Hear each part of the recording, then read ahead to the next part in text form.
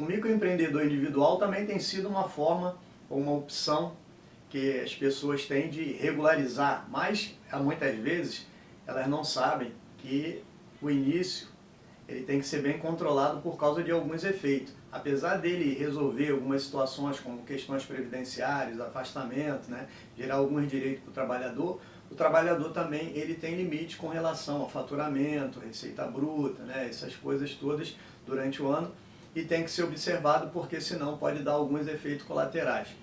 Mas, antes de continuar, gostaria que vocês dessem um like no vídeo, se não é inscrito, se inscreva no nosso canal. Assim vocês vão estar nos incentivando a produzir mais conteúdo.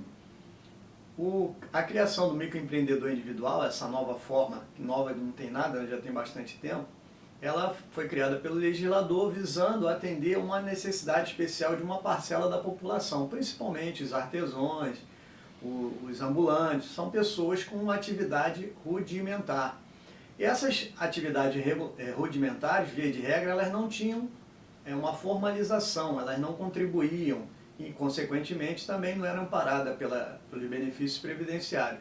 Aí surgiu essa legislação, criando alguma limitação. Agora, no ano de 2024, o faturamento bruto é de R$ 81 mil, proporcionalizado 6.750 por mês, e o microempreendedor individual que estiver dentro desse faturamento, ele se mantém pagando aquele valor fixo de acordo com a sua atividade, que pode ser de ICMS, comércio, pode ser de serviço ou pode ser as duas conjugadas.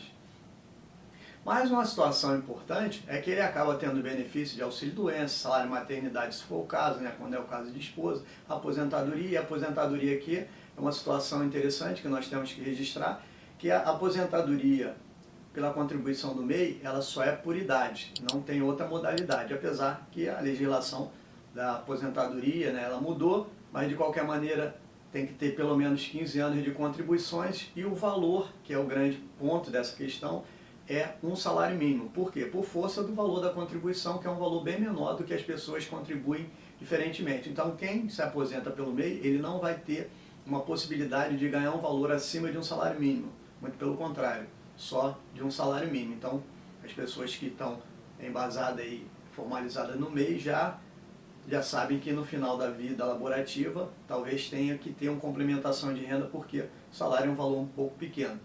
Com relação a isso, atendendo essas necessidades, né, essas formalidades legais, tem duas situações que o MEI ele tem que ficar de olho. A primeira é quando estoura a receita em até 20%, que vai em torno de R$ 97 mil.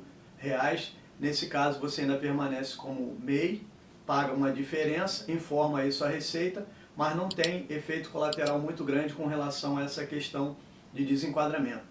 Já o fato que se você for MEI e estourar a receita em mais de 20%, além de formar a receita, fazer o desenquadramento, porque a outra situação não perde a condição de MEI, ultrapassar o valor de 20%, estourar o faturamento em 20%, a mais de 20%, vai ocasionar a perda do desenquadramento e automaticamente a empresa ela não é mais o microempreendedor individual, ela vai passar a ser pelo menos aí, no caso, se fizer os trâmites normais, uma microempresa.